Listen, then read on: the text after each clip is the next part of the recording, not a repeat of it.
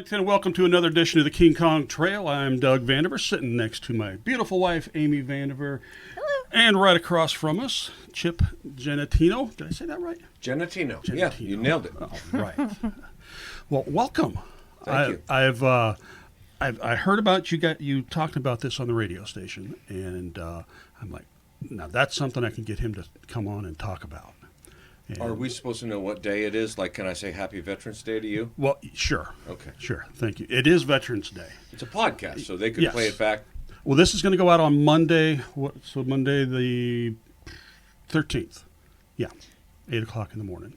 And so we're recording on Veterans Day, which is why I'm wearing my hat, which is I served on the USS South Carolina for 4 years, from 91 to 95.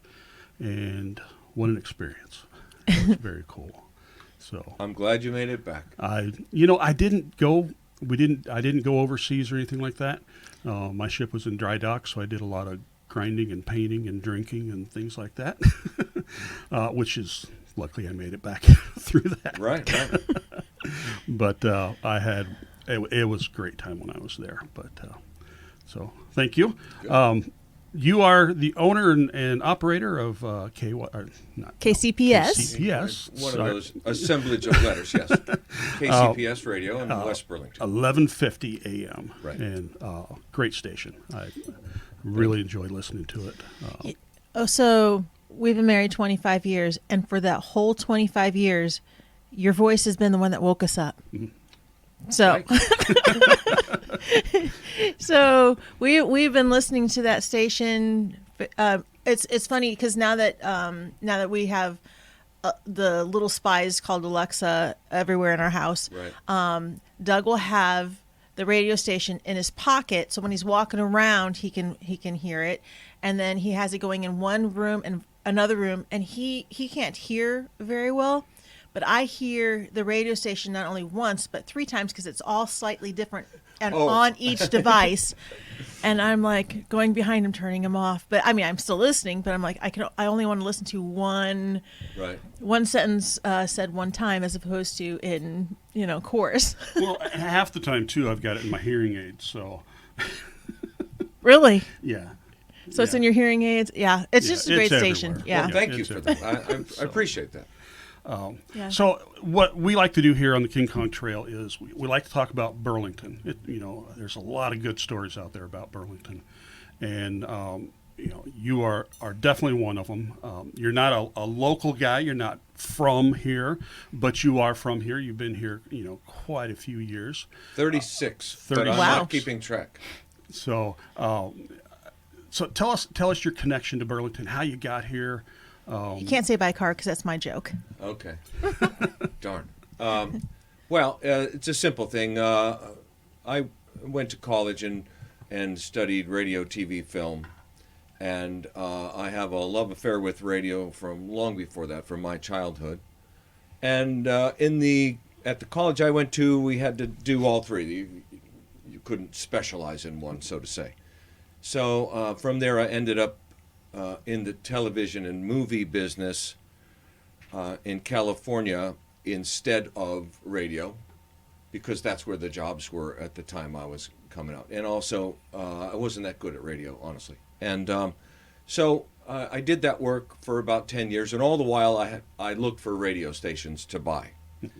The money out there out west, even now, and certainly back then, was, a lot. And it was a successful thing, but I didn't love it. Right. So I had a broker that was looking at radio stations, and on the weekends, just as a hobby, I would go and look at radio stations for sale. And I had a sort of a standard thing that I did, which I went and looked at them. I found all the problems with them, and then I'd make a ridiculous offer. Sure. That they would laugh me out, and I would then go home, and we would do the whole thing again next weekend. My wife at the same time, so I was working on movies at that time, and so the schedule was that we shot from first light, meaning you got up earlier than first light and got all the sets set up and did all the things you had to do. And my wife worked in a studio setting at Family Ties, so they didn't shoot at all till about noon. But they might go till 10 o'clock at night, 11 o'clock at night. So, and we were freshly married.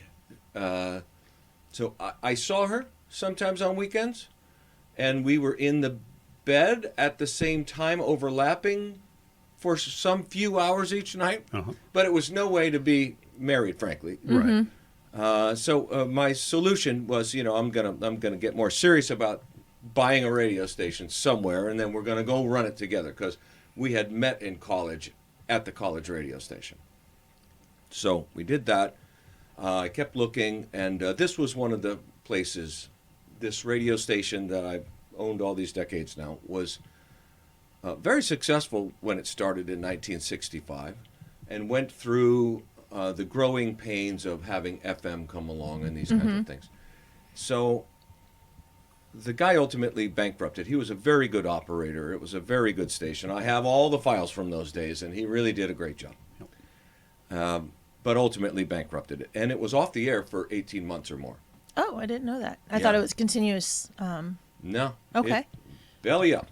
Well, there were a bunch of investors that had invested. Like 5 people put a lot of money backing this guy. Some of them, I think they're all gone now.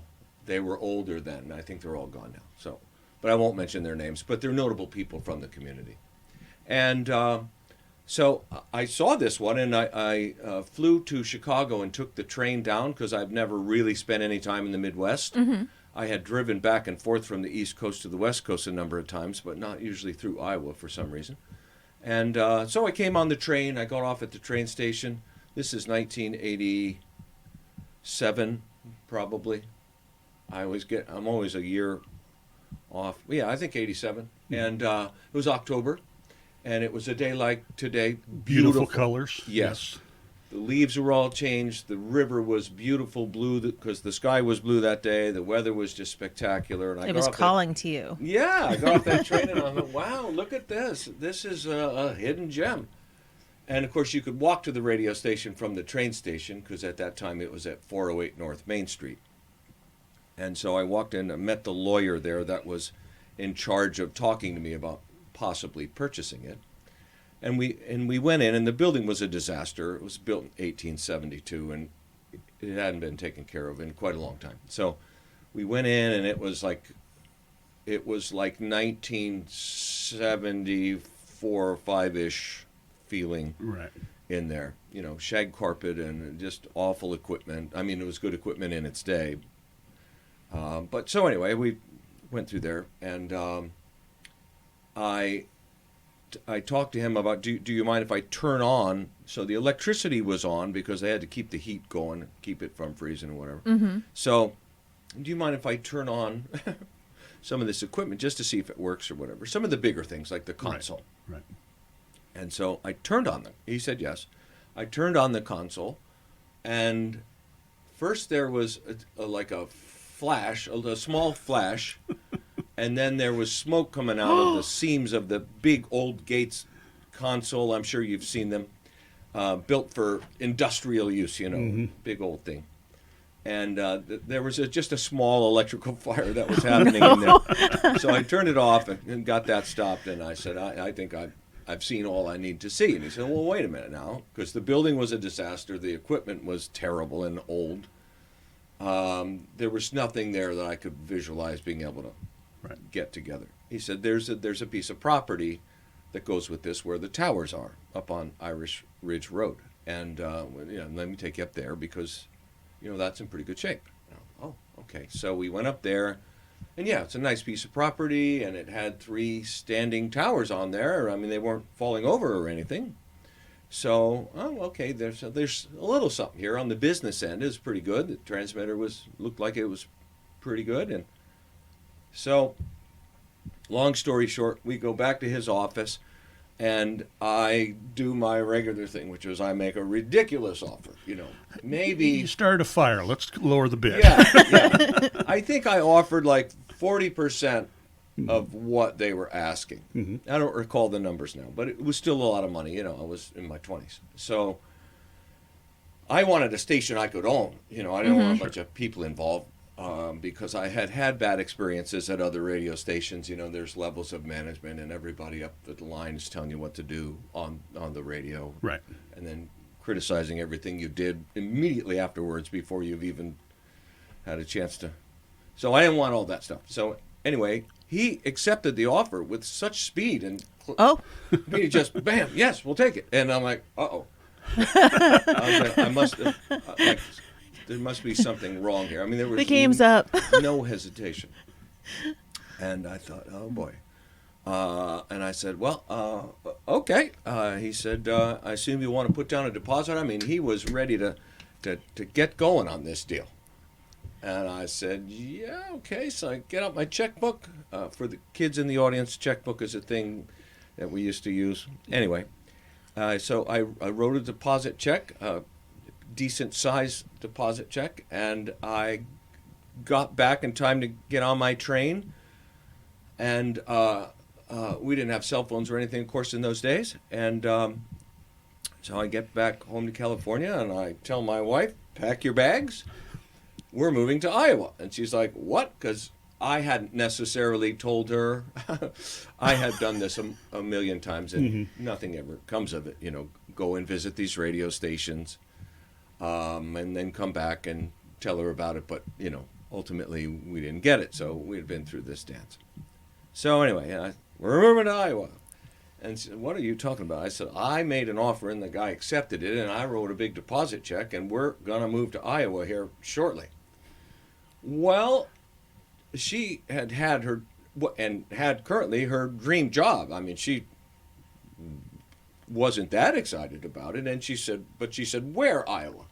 And I said, yeah, you wouldn't have heard of it. It's a tiny little town. And she said, try me. You know, I said, okay, so it's Burlington, Iowa. I started explaining. It's on the Mississippi River. You're going to love it. It's a charming little town, and da-da-da-da. And she said, time out. I know all about it. And I said, how's that? And she said, well, my mother was born there. What? And my grandfather lives there, and we go visit him every year since I'm 3 or 4 years old, all my life. Wow. Huh. Like, what? So it was just a weird, serendipitous, I don't know how it happened exactly. That's a God thing. Oh, yeah. So she's excited because she knows all about the town. She had been there many times. Of course, her grandfather by now was gone, but she had all kinds of family here, the Prue family, from the Prue funeral service, if I could get a little plug in there. So her mother was a Prue, and so now she's, you know, a little excited about going. But so we give a 1 month notice to both of our employers, and we sell everything we own. Sell our house with all the furniture in it, the pots and pans and the dishes and the towels, the whole. Wow, you're Fully furnished. You're coming with nothing. Right. And we packed the smallest size U-Haul with like our photo albums and our clothes, you know, like the 6-footer that you can't stand up in. It's, you know, a little bitty thing, because we had a car. We couldn't pull anything of any size. Now, you probably don't have kids at this time. No. And so we roll out here. I have a dog. I had a dog at that time. And so we did that. We moved in with the Prues initially.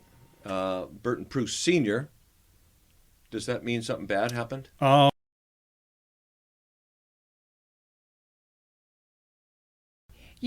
Well, all right. We're back. Blew a fuse on the TV.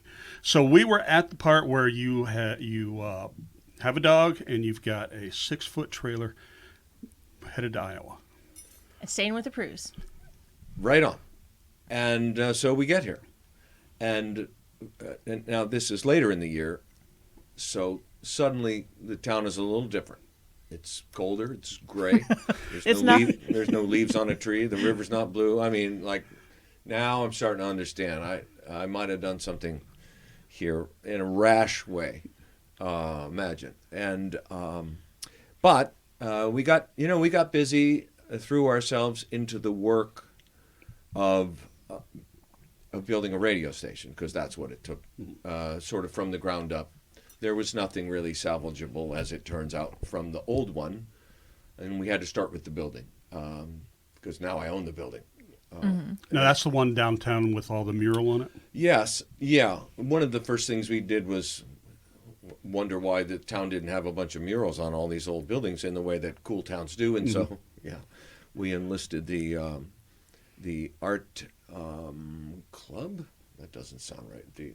Some people from the art center, and we tried to depict in that mural the history of that building. Okay. So it had been a brothel, it had been a beauty parlor, it had been a radio station, it had been a hotel of sorts. It had been a lot of things. But If walls could talk. yes.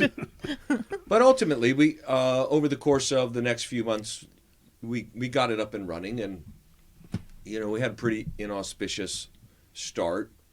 The other radio stations in town at that time had a stranglehold on a lot of things, and this one had been, forgotten over this almost 2 years now since it had been on. So we had a tough road in the beginning, and any sane person would have left. In fact, my wife ultimately left the radio station because she is sane. But we kept plugging away until something happened ultimately. And one of those things that happened was the Gulf War. The first one, whatever we're calling that one. And at the time, we had been playing a mix of music, and then we had Larry King and the Overnights. We had some talk, but we still were leaning on music during the days, which I know in my heart is not the highest use of radio. Radio can serve a much better purpose than background music, in my opinion. So I always was wanting to move in that direction, but when the Gulf War started, we had people from here deployed. Mm-hmm.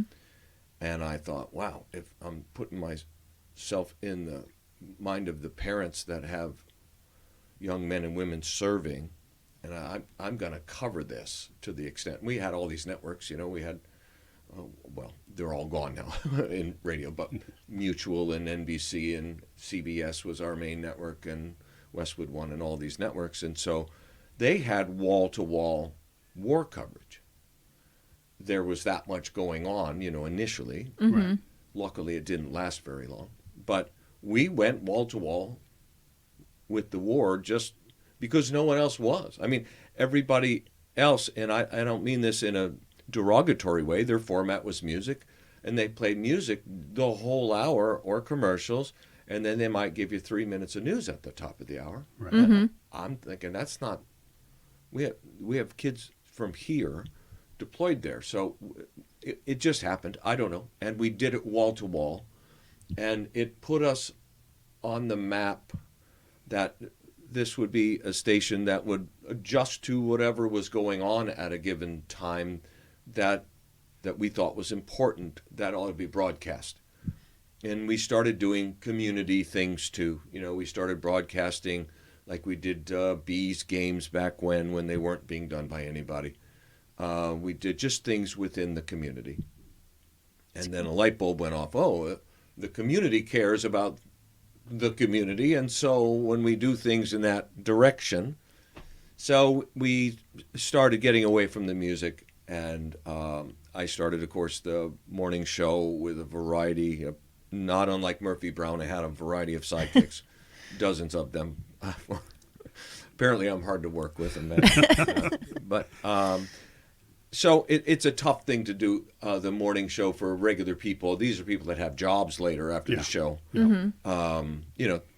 It's tough to ask them to be there in the 4 or 5 o'clock hour in the morning and be up, let's go. So anyway, so that the talk show in the morning, and then the local talk show, and then some of the other talk shows, some of the big things we did. And 88, I want to say, we signed up Rush Limbaugh when he was a budding broadcast talent, when he was first getting going. I had heard him when I traveled in another market once before he was a syndicated show, and I thought, wow, this guy. I liken it to, he's like a singer that sings really well. Uh-huh. I don't know what the words are, but the song is really good. So he was just a talent. I wasn't aware. I was so young at the time. I wasn't really tracking politics in the way that I do now, or its connection to my life and my paycheck, let's say. And so I started to understand his message beyond that, But anyway, we signed him up. That was a big deal because then people thought they should protest, It was a different town back then, and the conservative message was not welcome, as it turns out. And, Right. So there was some new ground broken there through him. And then I was trying to understand why people would take the time to come down and pick at the radio station that doesn't matter. I mean, we're talking about a time when we had very, very few people listening. And we kept going, obviously, and it ultimately worked in some way because of the talking of issues that people care about. Mm-hmm. It's not more complicated than that. And also, by the way, in our very first January of living here, nobody broadcast the Super Bowl, which was weird. I thought, it's the Super Bowl. We have all these radio stations and nobody's going to put that on. Right. And I dialed around on my receiver till I found it. Had no rights to it, mind you. But I broadcast the Super Bowl just to say that we had. Later, we got the rights, and we've had the Super Bowl every year for all these 35 years now, but with the rights. And are you the only radio station in town that has the rights? yeah, Okay. so the rights are exclusive, and they cost a lot. Was the reason people didn't do it, as it turns out. Right. It's not always a moneymaker. Depends who's in it, right? So, but Go things Bears. like that. Yeah, I mean, the Bears weren't on, NASCAR wasn't on, the Cubs weren't on, or any baseball type thing. The World Series wasn't broadcast in this town. I just don't know what they were thinking that they would have on that would be bigger than the Super Bowl on a Sunday in the middle of January or February. So anyway, I just did these things that were obvious. It was no broadcasting genius of any kind. It was just obvious. So things started to work, and it picked up steam. And of course, now we're grateful to have a really large audience that pays attention, and we've been able to have a minor impact on the town in terms of just getting ideas out there that weren't here before, and not just about political things, all kinds of things. So,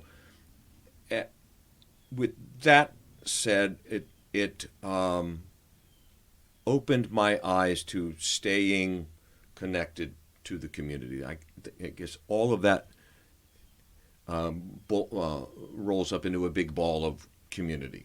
That was the key. So that's the short story. It goes way longer than that. I bet. And it's worked. I mean, I'm so glad. I have to admit, when I first started listening to the station, I'm like, this guy's annoying. But I can't turn it off because I've been told that. It just makes sense. Some of the stuff that you talk about, and then the people that you have on the station, Rush Limbaugh when he was still alive, and some of the other people that you've had come and go on there. Well, one of the things I appreciate about the station is that people don't understand. You go vote and you look at the ballot and you're like, I don't know any of these people, Right.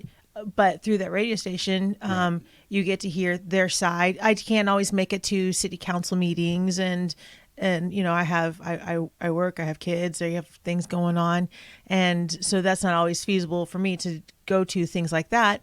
But being able to hear their point of view coming on, and saying this is my stance, this is where I think is a priority for the community, things like that. I appreciate that, because when I go vote, and I encourage people to go vote, because you don't complain if you don't go to vote, Right. just don't. And it's a privilege. Oh my goodness, we have just the voting privilege in our country that other countries are dying for, and we take it for granted. Yep. We really do. Like, looking at the numbers of the people that actually go out and vote, I'm like, 14% last week. oh my so gosh. low. Yeah. And so, voting is important. And, so getting to hear the viewpoints and going and voting, not just to go vote, but voting and knowing what you're voting for, who you're voting for. That's one of the big things I appreciated about that. And, that's, I'm a transplant here. I married into Iowa, met him in college. And, so I didn't grow up with, Burlington, but I feel that, listening to the things on the station, that I've really become aware of different things in the community. Plus, when you have things going on in the community, it is a really good avenue just to invite people to, like, we were talking when you first came in that, I used to call into the radio station with my previous job. Things were going on. This was this event, that event. And it was just a really good way to, let people know what's going on, because without your community, I mean, I don't know. I don't understand that. I don't understand when people don't appreciate the people around them, Right. So We ask and tell everybody that's doing anything in this town. mm-hmm. We have open phone lines every day. Mm-hmm. Call and tell us your thing. I mean, every now and again we're doing something serious and can't do it, but Mm-hmm. every charitable organization we support, call and tell us your bake sale or your whatever you got going, your church social, any of these things. And we do the same thing for the people that are running for office. Mm-hmm.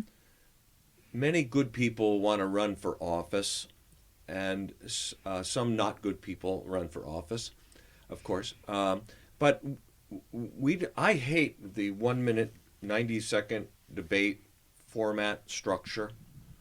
I ask you a question, then I ask him that question, and then you each get a minute to answer it, and you spend your minute fighting and whatever. Mm-hmm. We have people on one at a time, and we'll ask them questions for an hour Mm-hmm. or a half hour, or whatever time they have, and the listeners can call and ask them questions. And it's not anything complicated. You just want to know who you're voting for. Mm-hmm.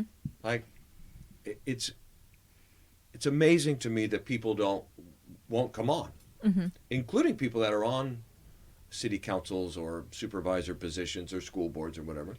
Come on. At least keep us up to date.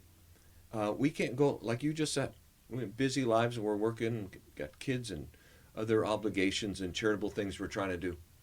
We can't come to the school board meeting every time. We can't go to the city council meeting. It's just frustrating to see that not everybody takes advantage of it. Mm-hmm. We currently have a mayor that comes on a couple, 3, 4 times a week, which is great. Yep. At least we know what he's doing. Mm-hmm. He's saying, this is what we're trying to do. This is why we're trying to do it. People call and give him a hard time. He explains himself. At least you know where he stands and where you stand. And it's all good. We have several people like that. And a lot of good people that work at the city listen and call in, or at least give us the information when we ask for information. So, yeah, that works Mm-hmm. in a community this small if you can have those people on. Well, and it's not only the local politicians. I mean, you have your Grassley check-in too, and I called in one time to, I don't remember. It was an issue with long-term care because that's where I was from, and with my long-term care meetings, we would go, and I've been to the Capitol and got to go meet people, but it wasn't. I mean, it wasn't where you could actually sit and ask a question. It was a, hey, how are you doing? High five on your way to the next person. But I was actually able to ask him a question that, concerned my profession at the time. And, he was on the radio, so he had to answer. Yeah. And he's pretty good about that. Yeah. He pesters us to schedule him every month. And that's a sign of a really good person who's not trying to hide everything. Mm-hmm. He doesn't always vote the way I like, but that's fine Mm-hmm. because he explains himself.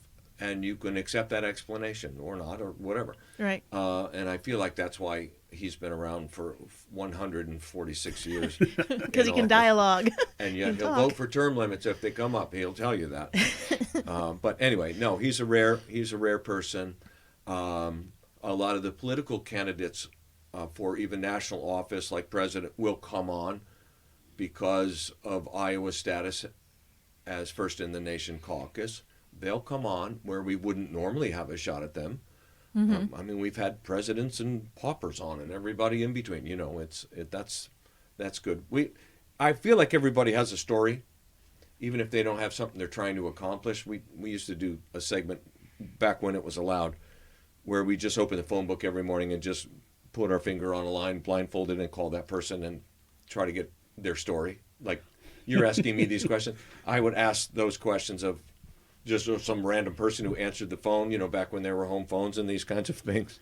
That's awesome. I'm dating myself terribly. But in the FCC now, you can't do an ambush call like that anymore. Right. You have to call and set it up and say, do you want to be on the radio? Can we get you on the radio? And then spoils the whole vibe of, you know, being able to talk to somebody about their story.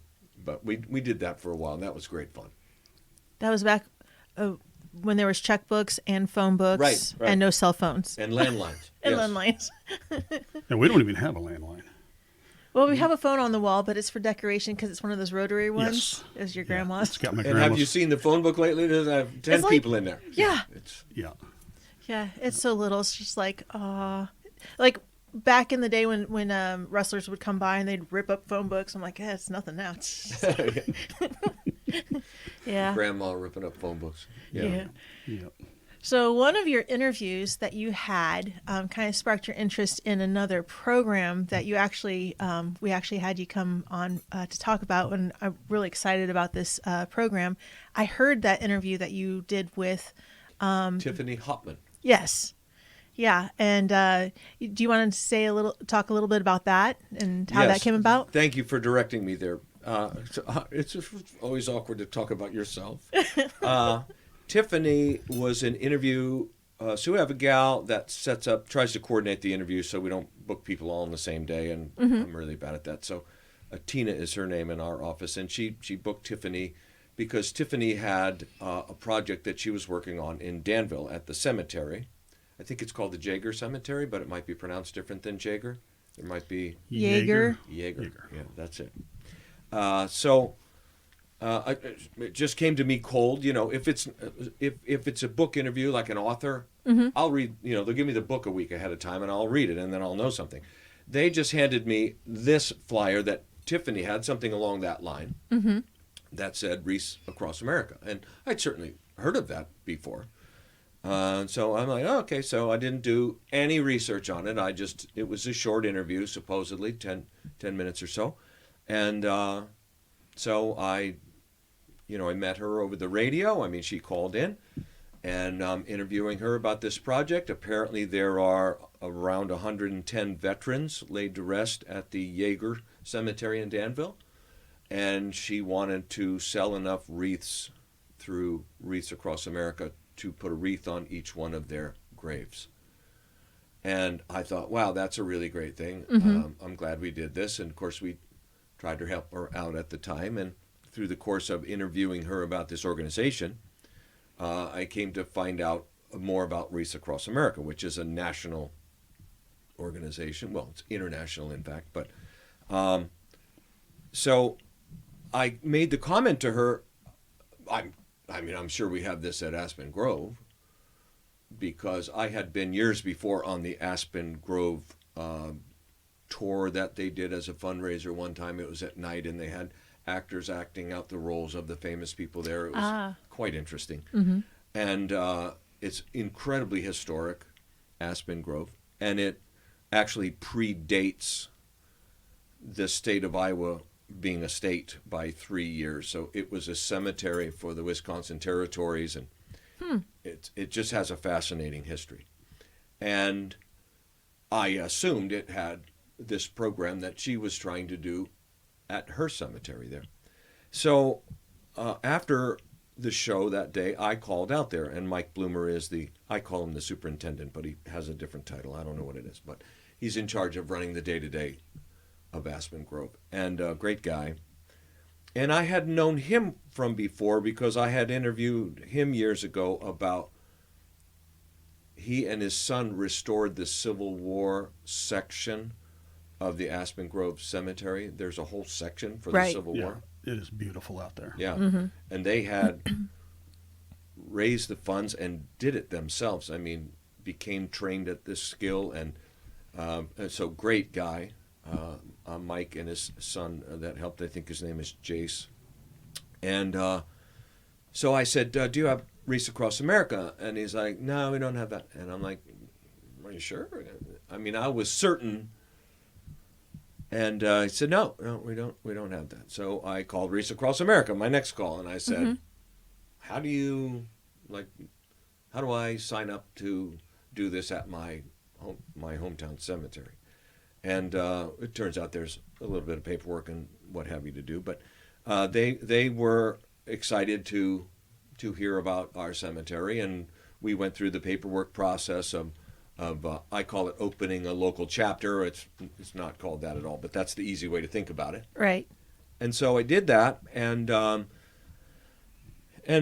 I had no idea how big Aspen Grove was or how complicated it would be. So when I had talked to Tiffany, it was like the fall of the year, and she had to get these 110 wreaths, bought. She had to get the word out. Mm-hmm. She needed people to help her do this, and she needed volunteers on that day. And I guess in my mind, I'm thinking, okay, I could take that on for Aspen Grove. And so we put the cart in front of the horse and started to do that, only to find later that there are nearly 3,000 veterans at Oh, Aspen my Grove. goodness. So, 2,890 as I stand here today. And not just that, but they have a veteran from every war that's ever been fought. And I mean every Revolutionary War veteran there by the name of Morgan. I've sadly forgotten his first name. War of 1812, Spanish-American Civil War, of course, has its own section. Mm-hmm. Hundreds. They have a World War I, Spanish-American War section of the cemetery. And then they have a sort of a modern section that brings us all the way up to today, to all the stuff in the Middle East.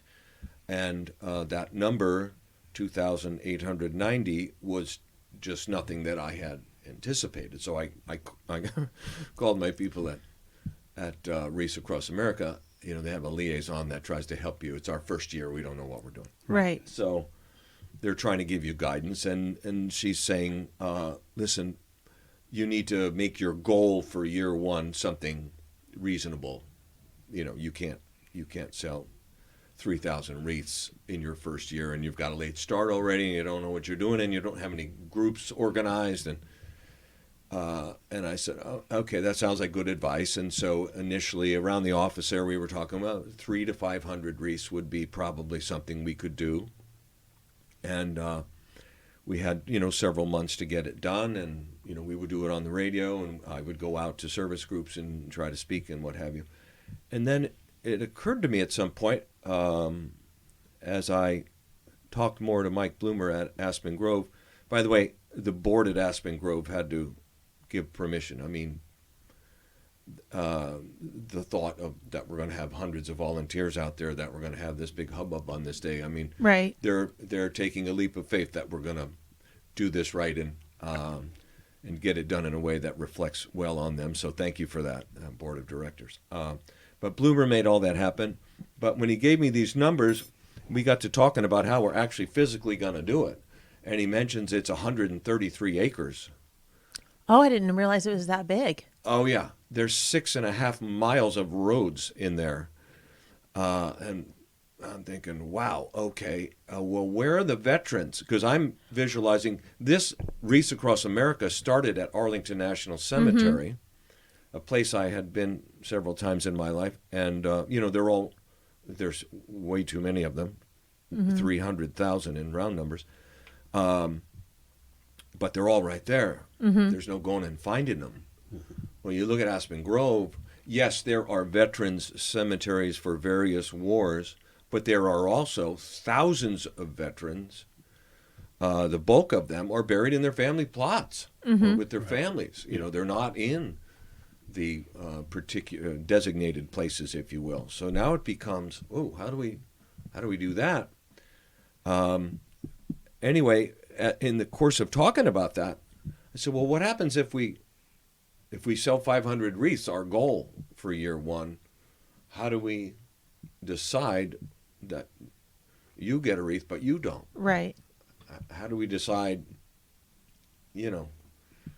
And we beat that around for quite a little bit, and then just there's no way to do that. You're either doing all the veterans or you're not. So my first few speeches to various service groups or youth groups or church groups or people, I was saying, you know, we're going to do our best to get some number of wreaths, and then it became, we're going to try to get all the wreaths for all the veterans, and then it became, yes, we're going to get all, I mean, there's just no other way to do it. Mm-hmm. So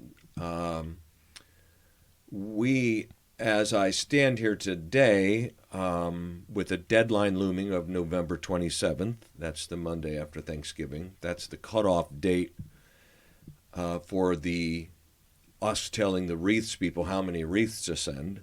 Mm-hmm. I've already told them to send, 2,900 is the actual goal number. I've already told them send 2,900, and they said it doesn't work that way. We send the number of wreaths that you have sent the money for. You know, Right. obviously Right. we have, as of this year, 4,100 some cemeteries. We can't just loan everybody the differentials all across the country. You know, there's over 3 million wreaths going out on this thing, and you know, obviously their heart's in the right place, but you know, they're a charity. They don't just have money laying around, so Right. we can't front you the wreaths. And I said, no. You know, we're going to get the number. Well, you got to get the number by November 27th. So like, okay, so there's no wiggle room there. So we really got active in the community. Then I started calling on individual businesses, any place where people gather. They have been nice enough to let me speak. And what is today? Yesterday we announced on the radio that we went past 2,000 for the first time. Wow. So that was first of all, it was a month to get to 1,000. I never thought we were going to get to 1,000. It lags, you know, when people decide they want to do a thing and then to get around to doing it is another thing. So anyway, we surpassed 2,000 yesterday, and so we have about 900 more to get. And the way we get them is we've been distributing flyers that look like this, that have a QR code on them. This is for the young people. They scan that with their phone and stuff happens. We also have a link and also have the address for the radio station, the post office box. Those are the 3 ways that they can do it. If they do it right online, it shows up right away. Mm-hmm. But they can also, people just bring checks to the radio station as long as they're made out to Wreaths Across America. Then we can do it. I do the paperwork on my end. We mail them all in. That's the procedure. But you can do it online through the link or through the QR code, either one as well. And so the QR code will specifically credit towards it goes right to our for Aspen Grove local area. Chapter. thing. Yeah, that's why that exact link or that exact QR code is important, because otherwise you're contributing to the national effort, which is great, but we don't see any wreaths at Aspen Grove as a result of that. Right. So that's a kind of a part that not everybody of every age understands how the internet works or these codes or these kinds of things. So a lot of people are just more comfortable. They've been listening to us for years, and they're comfortable bringing a check out to the radio station. They know where we are, and they know who to give it to. And then I take care of it from there. The only situation that presents is there's lag time. Like I think on the website this morning, it shows just under 1,600 wreaths in the system. Mm-hmm. I'm tracking how many are in the pipeline, which I know is, as of this morning, about 890 more than that. So I know the real number, and they will credit they will send the wreaths for the checks that are in the pipeline. Okay, that's good. Because we have these sheets that we have to fill out that go with them. There's a lot of information to know. So we can send them the sheets over the email, and they've got the sheets, and so they know the numbers, and then they don't actually put the credits in till the checks come in, but at least they'll ship the right amount, which is key to my... Now, is there either a way you prefer it so you can keep track? Would you rather them do the QR code? Well, or... if they do the QR code, I see it instantly on my computer. Instantly. Okay. Yeah, that's awesome. Yeah. Awesome. Okay. Some of the places where I have spoken, Farney's as an example, downtown, had a great fundraiser for us. Oh, nice. A couple Saturdays ago. Packed the place, raised an enormous amount of money. I mean, God bless them. But as I was standing there giving my little spiel, I had my phone open to our page, and I was watching the wreaths get bought from people I was recognizing. It's a small town. I know a lot of people. I saw them out there in the audience, and, they're so, especially the young people, they're so slick about everything. They're doing it and did it already before I finished my speech. And my speech was like 3 minutes. And they had already done it, and I saw them coming in, so I started calling them out, hey, I say, and calling them by name. But it's all of it works in whatever way that people are comfortable. It all works just great on our end of it, even though it's our first year. So we're going to make it to that number. Yes, we still need help. Mm-hmm. And if by some miracle we go over that number, you do get to bank them for next year. They're already done. You have that head start for next year. Nice. Yeah. People have asked where I've spoken, what about Sacred Heart as an example? The cemetery in Crapo Park. Mm-hmm. Crapo? Yeah. So I feel like I should answer that because people have loved ones and veterans out there as well. It's not nearly the size, obviously, of Aspen Grove. You can see all of it standing there in one corner of it. But the goal of the organization, Wreaths Across America, is to put a veteran's wreath on every American veteran wherever they are in this world. Mm-hmm. So they already do, for instance, many of the European cemeteries that house American veterans. There are whole American cemeteries in Normandy, as a for instance. Mm-hmm. And so that's why the growth. They started in 1992, and they have grown to this 4,000. It might, by the end of this year, be 4,200 cemeteries. They've got all 50 states. They're at over 3 million wreaths this year for the first time. That's amazing. But it's growing still really rapidly because they are determined every year in the second or third Saturday of December to put a remembrance wreath on every veteran's grave, wherever that may be. So I can't worry about all that any more than I can worry about what's going on in Washington, D.C. So I act local, so we're going to do over time all of the Des Moines County cemeteries, and there are quite a number of them, it turns out. Yeah. After I already promised that, again, I found out you should have thought, you should have. But the procedure is relatively straightforward now that I'm doing it once. But I would love to get, and if anyone listening or watching, I'd love to get a location coordinator at every little cemetery in our county because it's very personal. You might not have someone at Sacred Heart, but you might have someone at Memorial Park, let's say. Mm-hmm. And so I'm looking for people that have something at stake in each individual cemetery, and we will help them to do the paperwork to be the location coordinator for that location. Okay. And That's then good. over time, as we'll continue to get the wreaths, over time. And we will be able to, we don't have this now, but we will be able to, on our place on that website, you'll pull down a menu that says Aspen Grove, Sacred Heart, Memorial Park, Pioneer, whatever all the cemeteries are. And you'll be able to direct through our fundraising to any of the Des Moines County cemeteries. But that's not going to be this year. Right. This year we are laser focused on getting to 2,900. And so it's going to be an exciting day, December 16th. The second part of it is we do need volunteers that day. How many volunteers are you looking for? We would like to have 200 volunteers. Mike Bloomer, my constant companion now, I always knew the man, but now I'm getting to know him a lot because he has an enormous job on the actual implementation side. We're going to have a small ceremony on December 16th, and we will show our first-time volunteers exactly how to do it. Mm-hmm.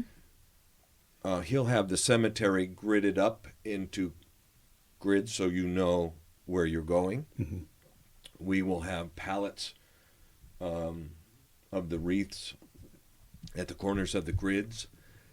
And he's had this genius idea where he's going to have the little orange construction flags, like, call before you dig, those flags. Uh-huh. Right. Little tiny flags everywhere there. Because some of these gravestones are not marked or you can't read them anymore. Right. It doesn't say, corporal such and such. It, doesn't say anything like that. So he's doing all that behind-the-scenes research. He's going to have everyone marked so everybody knows what they're doing. And then we'll turn in these flags, and then we'll make one last pass through all of it. And if we don't see any orange flags, and we're also simultaneously have only 10 wreaths left by our calculation, Mm-hmm. that's what we're going to have, then we'll know that we got them all. So that's an enormous undertaking on that side of it. But if you can visualize volunteers like 6.5 miles of roads out there, I drove it yesterday just to sort of visualize it, and it's just too big. It's enormous. It's blocks long. So we're going to have to come up with a way for the young people to go the furthest. Yeah. And the hills, they can do the hills. Yes, it's got a lot of topography out there, doesn't it? Yes, it does. It's really hilly. It's beautiful, though. I was there yesterday, and the trees are just beautiful this time of the year. It's a beautiful blue sky. But obviously, we'll stage at the veterans designated plots as well. Some of the people, but we'll have to get some people in pretty good shape to do the farthest away, like in the old cemetery or whatever. But we're envisioning having some of the Aspen Grove people that really know the cemetery well. Everyone's going to get a map of where they're going. But we'll have them stationed like supervisors in different places so that if you struggle to find where you're going, there'll be somebody nearby that you can call and say, hey, I can't find this. And they'll take you right to it. Their knowledge of that cemetery is just incredible. Mm-hmm. Incredible. So, Did I answer that question? yeah. How much are the wreaths? The wreaths are $17 if you buy one delivered. 300 trucking companies across this country have donated the equipment. Truckers have donated their time, all of it. And the fuel has all been donated. Oh, wow. To bring us a wreath here, a fresh balsam wreath, handmade, for $17. But here's the catch. If you buy two, you get a third one. We get a third one, free. Okay. That's the deal. So when you buy three, it's $34. Mm-hmm. So that's $11.33 by my calculation, but you shouldn't trust me on that. So they're about $11.33 delivered if you'll buy more than one. Now, this applies all the way up to if you bought 100, if you bought 500, that bonus goes anything after one wreath. So you can send a check for $100. It doesn't have to be divisible by 17. 102, though, is divisible by 17, I now know. But so people are doing that. People are giving money in any amount. And the organization, even if it's a fraction of a wreath, keeps track of all the fractions of wreaths, and those add up to additional wreaths. And we have this great bonus system going. Nice. And so that's really, that's a good question, by the way, how much. But it ends up to be $11.33 delivered to Aspen Grove, fresh, in boxes on pallets. I mean, it's a slick system. You can't get a plastic one at the box store for that. Yeah, I know. That was the other part of it. It's so well organized on the national level. They only have a total of 45 volunteers for that whole organization. It's incredible what they get done every year. It's just impossible. I almost have 45 volunteers at this point, so I don't know how they do it, but that's the procedure as it lays out. And then an important element of this that I don't expect you to know to ask me is there's a mission that has three things. So their mission is to remember the fallen, honor those who served, and the third and maybe as important part of this is to teach. Teach the next generation the value of freedom. This takes a variety of ways to make it work. One is just the simple, if you will bring your kids out on that day with you. Kids being kids will ask questions and learn things and see things. And they will begin to start to make connections that they've never made out of a history book. You can learn about World War II, and hopefully we're still teaching that somewhere in this world. But to stand there, same thing with the Civil War. We teach the Civil War in a different kind of way now than we did when I was a kid, and that's all well and good, whatever's going on there. But when you stand there and you see the gravestones of these Civil War soldiers restored as they are, and you see the dates on there, and you start to go, wait 18? What century is that? It's amazing, and it's a tangible teaching that can't happen in a classroom. So the teach element of this actually has, the Wreaths Across America program actually has a curriculum that goes K through 12 with this. Really? And again, not to get out ahead of ourselves, but we're already talking to the schools. We already have found willing people that will help us in that part of the mission, which is going to be to get the kids, first step, out to the cemetery to participate in the ceremony and understand that part of it. And then from there, when they start to learn about it in their classrooms or in their church groups or in their Boy Scouts or Girl Scouts, brownies, wherever they are, they're going to learn about the rest of it. And it's going to mean something to them because they've been out already. And as that grows in this community over time, I feel like we're going to have better kids that are better educated and understand things that some other kids don't. Right. And that's part of what attracted me to this too. Is it just when you talk about the sacrifice that veterans gave, it's an incredible thing. I mean, there are times when there have been drafts in this country, and that's not a popular notion, of course. And there have been times when there is no draft, like now, and people, young men and women, sign up to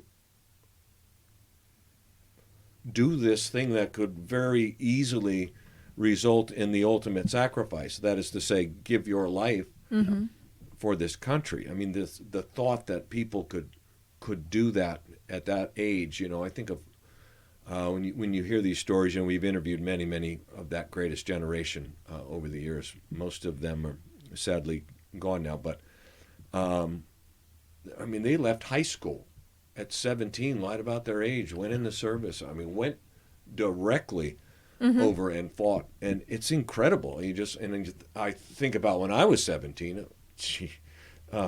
No, we were, I don't know, not doing good things. I was a knucklehead at 17. Yeah, exactly. I mean, the maturity level to understand these concepts that, hey, they need me. Now, this happened after 9/11, by the way, too. Yeah. In modern, we don't have to go back to World War II. how many people signed up on 9/12? I mean, and said, "Oh, this is too far. Right. We're going to do something." So these people deserve to be remembered and honored, and that has to carry into the generations. Mm-hmm. That has to hopefully going forward. We could all hope for less war, death, and destruction, and all of that stuff. But whether it's there or not there at any given time, you have to understand how we got here and how we got to where we are. And I feel like that part of the mission is going to be a really rewarding one over time. Right. Yeah. Right. That's one of the things that when I was working at my previous job with the elders and listening to their stories, and when you said someone lied about their age of 17 to get it, I knew a person that did that, and Me too. And just hearing his stories, and we had a veterans board, and we didn't have Wreaths Across America there, but I had a veterans Christmas tree, and we had their pictures on there, and it was they lit up when they saw that recognition. And we had every Memorial Day, every Veterans Day, all those days we had something to honor the veterans. And yesterday, Hy-Vee had their veterans breakfast. I was like, I used to take my guys there. I loved being able to, just be around that, and yeah, it's good. It's good. So the whole project in that three piece mission statement that they have, they're just really on the right track. It's a really good thing for a community. And the last element of that teach part of this mission is that we could go any day. We're of an age where we're not going to be around necessarily. We call ourselves middle-aged, but unless you're living to be 100 and plus. So I need this to continue, because if it's worth doing now, it's worth continuing. And this year will be the start of this tradition that will be in this town, that will grow in the way that the national effort has grown, hopefully. And this started with this family in Maine as a family project that they did around the holidays. And it grew then to some people wanting to help them, and then and then other people saw it and went, hey, we're going to do that too. And it's just grown beautifully. And I would love to see it grow in this community so that people can remember their loved ones. And there's also the idea that, generations and families die off. There's nobody, some of the people we're going to honor and remember have family here that go out on Memorial Day and put something on their grave and these kinds of things. Many do not. The idea of dying, in the physical sense, when you cease to breathe anymore and your heart stops beating and you're dead, that's one thing. Another thing is the second time you die, which is when no one on this earth has said your name ever again. So if you look out there at those regular veteran Civil War soldiers that are buried out there, not talking about the generals and general courses out there or whatever, just ordinary people. Nobody has said their names in maybe 100 years. Yeah. Part of this is when we lay the wreath, the procedure is you say their names out loud.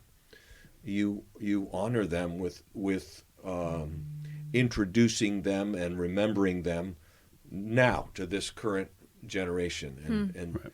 2,890 people are going to have their names said, some of them that haven't been said in forever. So this is an important part of the continuing of the line of understanding this right. beautiful gift of this country that we have been given.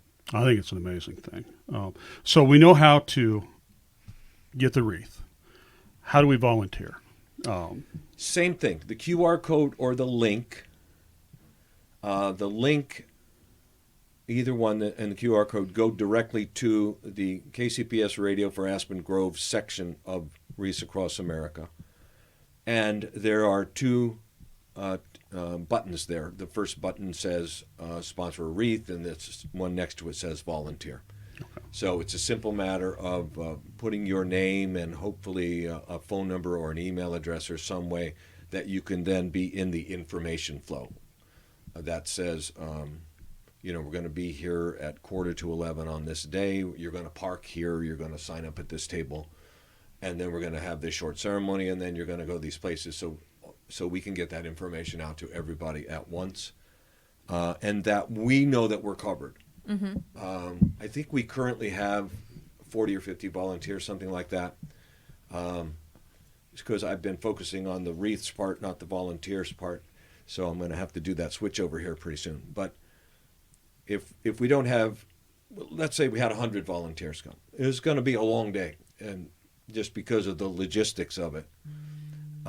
These things are typically done in 2 hours, even at huge cemeteries in this world. So we have to keep an eye on the volunteer part of this and make sure we have enough so that you're not going on a 10-mile walk today, Right. back and forth, And December 16th is going to be chilly. Yeah, it's a Saturday. We're going to start 11 in the morning to try to hope for. Now I have checked the weather. Mm-hmm. You know how good we are at predicting weather in the future. But historically, it's anything. The average temperature on that day is about 40 as a high. Nice. That's good. We have had 61 once recently. I'm voting for 61. Yeah, 3 or 4 years ago. But there's also a random chance out there that it could be snow on the ground. It's not normal. I heard it's winter time. Yeah. It's not normal that there would be snow on the ground in those days. You might see some flakes or whatever. But yeah, it's going to be a layered day. Right. For sure. Well, I tell you what. I was just talking to Amy this morning, and at least 4 from our house. I know one of them, our daughter's going to be working, so our 2 Beautiful. boys will come with us. Yeah, and then Boy Scout troops, like you said, Girl Scout troops, church groups. I mean, there's a lot of feet in this town that could be walking those trails with you. What I'm asking people to do is to go out into wherever their sphere of influence is. It might be a church group. It might be a service group you belong to. It might be a group of veterans that get together every so often at a given place, or just a group of friends or families. We would love to have your families out. We would love if you have influence in a classroom, if you're a teacher, as a for instance, to at least get a hold of me. We'll send these flyers. Mm-hmm. You can hand out these flyers, obviously with permission from your principal or what have you. But to just, in an organic sense, have regular people come out. How neat to have like this. a history class do that, that would be perfect for, right. Something like that. And Aspen Grove, you will learn things you didn't know about this town out there. It's incredible. It's an incredible cemetery. Yes, beautiful cemetery. So, yeah. There's you said it was how many acres? 133. Wow, I just didn't realize it was that big. I've driven around and things like that, but We used to go sledding on Camel. I think they called it Camelback Hill, clear back by the train tracks. I noticed all the different names yesterday for the first time. Of course, I've been to funerals out there a bunch of times. But everything's named. Somebody knows. People that work there know where things are, but it's daunting to a regular person that doesn't get there every day. Yeah, it really is. Yep. So we'll have maps. We'll have grids. We'll have people to help you. It's going to be a beautiful ceremony. Yes. Yeah. So do the wreaths? Do they all have the red bows like in the picture there? Yes, just a plain handmade balsam wreath with one red bow. Okay. Yeah. So at the end, like when the wreaths are, done, do we need to go back and pick them up? Need to go back and pick up the red bows? That's what they do at a lot of places. The volunteers come out a second time. Mm-hmm. But Mike at Aspen Grove says this is something they do all the time. They're constantly picking up things there every day, and they will decide that date and that they will pick him up, and if he needs volunteers, he will call, and I'll put out the Oh, word. okay. So we're not expecting for the volunteers to do anything except the actual day of the thing, but it's possible that a dozen or two could be needed later, Okay. and we would contact and see who's available. Gotcha. Because I figured the wreaths would kind of disintegrate, or the deer would come and munch on them, but I didn't know about the bows, so that's good. Yeah, so Yeah. it's I don't know how we would do this without the assistance of Aspen Grove. I don't know anything about how to run a cemetery and anything like that, but they do such a great job, and they have so many things going on behind the scenes that you just wouldn't know. You know how everyone else's job seems so easy? How hard could it be? They really have it figured out there. So Yeah. Yeah. Well, cool. trying to stay in my little lane, let them do the cemetery part. Right. Well, I'm glad you added this to your lane, because this is I saw a special on TV about this a couple 3 or 4 years ago. I don't even remember, but I was really intrigued. I was like, that's really a neat way to honor people, and they gave the history and stuff like that. But I'm really glad that it's coming here. So Yeah, me too. Again, there's so many things that are out of our control in this country and in this world, but this is very much in our control. At Arlington, they had 90,000 volunteers, which gives hope, because it is just right in Washington, D.C., right on the edge there. And I found great comfort in just knowing that, But same thing here. We will have many people show up for this, and it'd be great if you could register first on the website. So the link and the QR code. I don't know. What do you plan to do in terms of? Well, we'll have the QR code for Okay. those that are. Beautiful. They can just snap it on there. As far as the link, I don't know how to put a link on my videos where you can click on it. Okay. So but you can put it on the comments. QR code, yeah. You can put it on the Right. introduction. So definitely the QR code will be on there, and We'll get it on there. yes. Right. Just for people, it seems hard to remember, but it's super easy. Our code is IA for Iowa 0064 for no reason. IA 0064. So if you can remember the Wreaths Across America.org, it's an organization, right? Wreaths Across America.org / and then our code IA 0064. Are we the 64th chapter in Yeah, Iowa? We are, yeah. Okay. We are very much.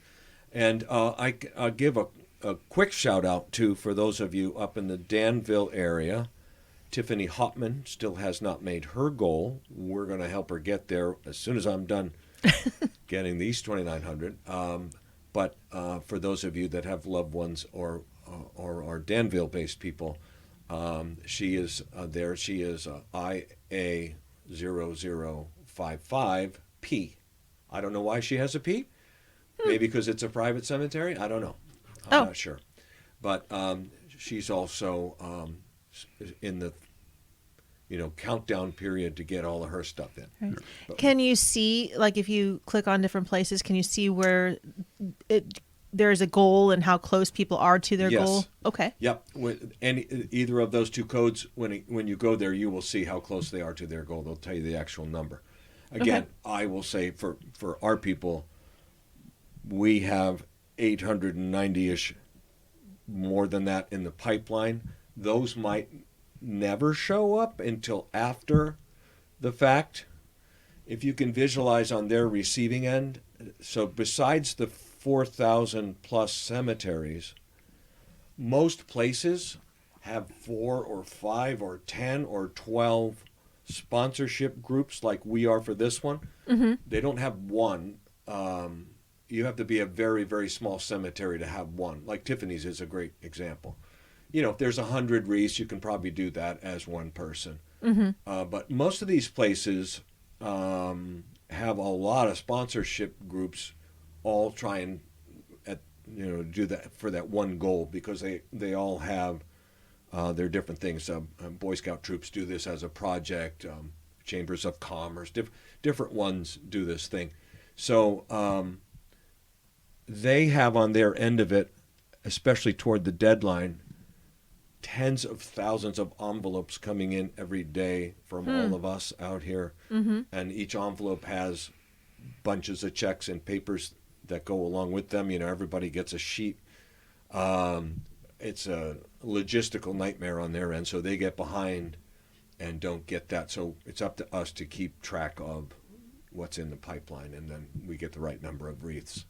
Gotcha. So we're tracking that pretty. I didn't know that till yesterday, by the way. I kept saying, how come we can't get to 2,000? And all along we're at 2,000, but I just didn't know it.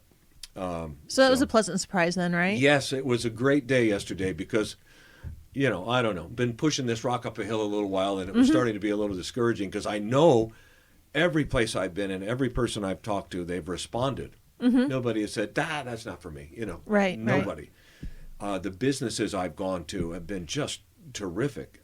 These businesses in town, they're getting nothing out of this. I'm just walking in the door, and they're just embracing it. It's just wonderful to see. I get a lot of no's when I'm out selling radio advertising, so I'm not used to getting so many yeses. So anyway, it's just been great. The town is just, and I knew it would be. I knew this town would respond to this. Little known factoid, I learned some years back, and I assume it's still true. The state of Iowa has more people served per capita than any other place. It's always in the top if it's not number one, but it's usually at the top. That meaning for our small population, per how many there are, more people go into the military services here than other states, and that's something to be proud of. Yes, definitely. Yep.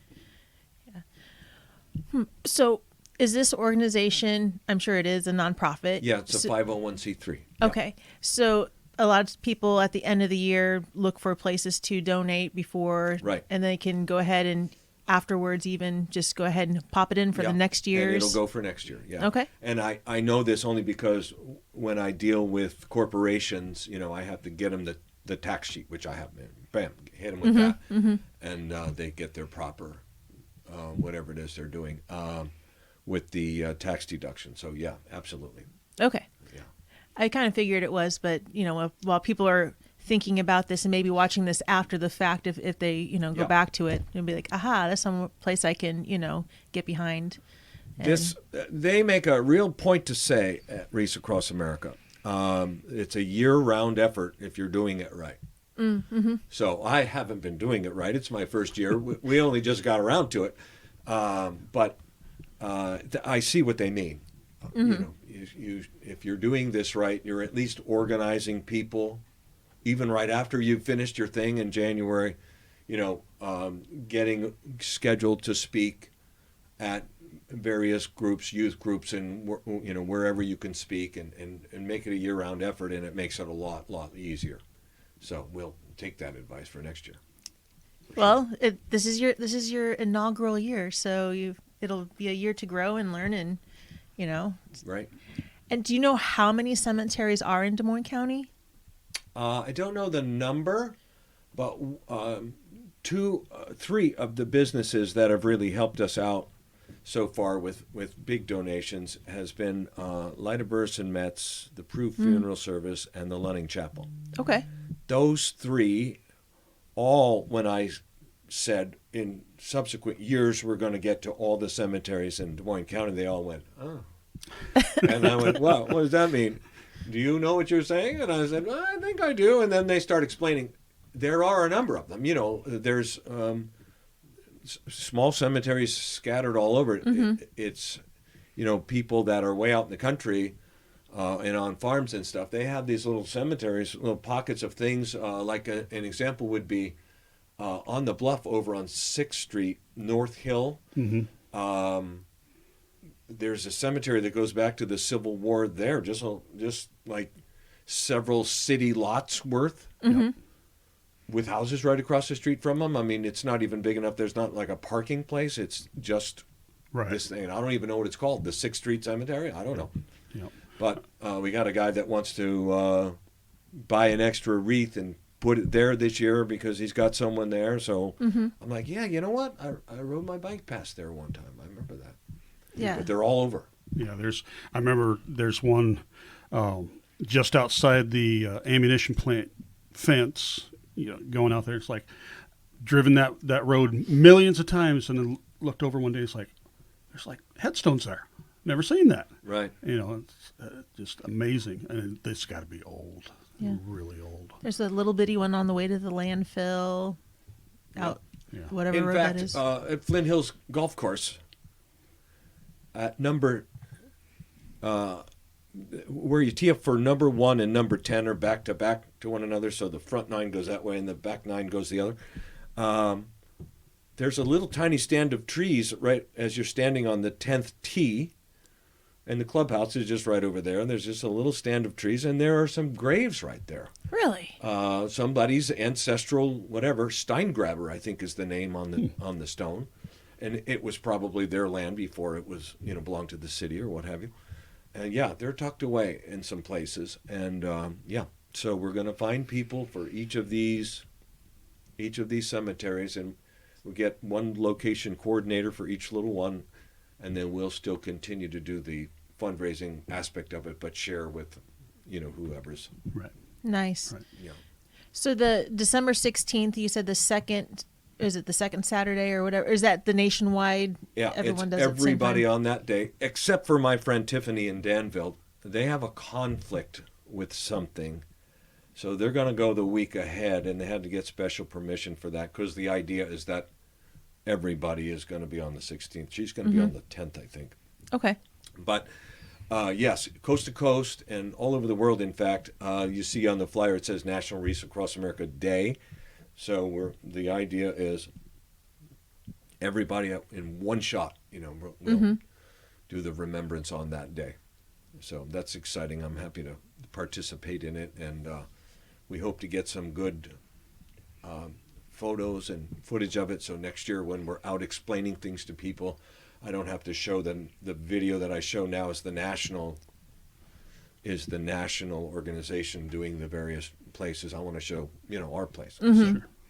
Well, I tell you what, I would like to bring up some of my cameras and audio equipment and maybe record some of the ceremony. Please do. It may not be the most professional thing, but I'm learning. No, please do. We're saying yes to everybody. I don't need people with any special training. I need people that mean well, and we'll snap some pictures and take some videos, and then we'll have some common place where we can all email or send all the stuff, and we'll cut that all up for next year and have some good stuff, because I feel like on the organizational side of this, we're going to be busy enough that I'm not going to see it. You know what I mean? Like, we're going to be all over, and we're going to be everywhere and nowhere at once. Yep. That kind of a day. You're going to be in the mist, Yeah. not the overhead looking down. Right. Yeah. So that's going to be great if people, even on their iPhones or whatever, will just, shoot whatever they can. Yep. Awesome. That'll be great. Awesome. Yeah, we can definitely do that. Yeah. Yeah, I'm excited. I'm excited to get my kids involved in something like that. I remember my family's in Hawaii, and I went to go visit them before we were married, and going to Pearl Harbor and talking to a person who was there, and I thought, how amazing. And now I don't think there's anyone over at Pearl Harbor that was there that day, but to be able to remember, service like that, service here locally, they were all over the world. Yep. when they were serving. So, yeah. Yes, it's a good thing. I told this story before, but we went on a field trip to Arlington National Cemetery when I was a kid, and I was living in Virginia, and it was one of the stops, and Ford's Theater and this and that and the other. You go all the historic places. But I was like, maybe I was 12 or 13 or something, and so it was a matter of all of us loading on school buses and playing grab ass all the way there, and just being kids and not caring. And then I also remember we went to the Tomb of the Unknowns, and even at that age, I mean, you stop it gets, it just gets you Yeah. in your heart in a way. And I didn't know what all that emotion was, at that time. I understand it now. So it's this for kids is going to be a good day. So thank you for bringing your kids. That Yeah. would be great. Well, have we left anything out? It's about as complete a treatment as I've been expected to give so far. Yeah. Well, we will have the QR code up. We will have the link up. Beautiful. And I'm going to put posters up where I work. And I think, you said earlier it's an organic movement. And so, each one, reaching out, to make this happen. I'm really excited that you're here and that we can be a part of that, because that's something very meaningful. Thank you. And I'll drop one last thing on you. Sure. The good folks at Refreshment Services Burlington Pepsi-Cola have this, a big poster in every grocery store in the Pepsi aisle, and even bigger ones outside in some of the convenience stores. Every convenience store, every grocery store, any place that sells Pepsi that they've allowed them to do it, which is most places, they have the QR code and the link and all of that right in the store. Nice. You don't have to go anywhere. They put a major effort into it, and I thank them. I don't even know how to. I've stopped knowing how to thank them. They've done so much. They've printed so many things, and to the part where they give a portion of their proceeds, which is going to be very, very helpful to us. So, if you're wanting to do it and you're out in your regular travels and you don't have to go to any great lengths, all of this stuff will be in any store that you go into where there's a Pepsi sold. So that's awesome. Awesome. So you had Pepsi supporting Light. What was the Prue and Lunning and Prue and Lightverse and Metz. Lightverse and Metz. And Deary Brothers, and I mean we got a lot of them. A bunch of Farney's Tavern. They have done two different things for us that have been such a huge thing. I mean, lots of businesses have stepped up, and that's been really, really helpful. I don't know how to thank everybody in the community. Like there's 1,000 people that have done it, but there's dozens of businesses too that I walk in the door and they listen and then they tell me to go away and they make a decision and then a check comes in the mail and it's awesome. It's just nice. Great. Yeah. Great. So the QR code that you have for this year, is that a QR code that can be used that'll be always linked? Okay. Yeah. Good deal. Yeah. Very good. Yeah. Thanks for having me. I appreciate it. Thank you. Thank you. And we'll definitely push this and hopefully we can get some people out to support and buy some wreaths and get out there and help put them on there and learn from it. Yeah. Definitely learn. It's going to be a great day. Yep, right on. Great day. I'll be there. Giannettino, thank you. Thank so you much for having me. Appreciate for coming on. And Burlington, we'll have somebody else on next week. Thank you for tuning in and have a great day. Bye.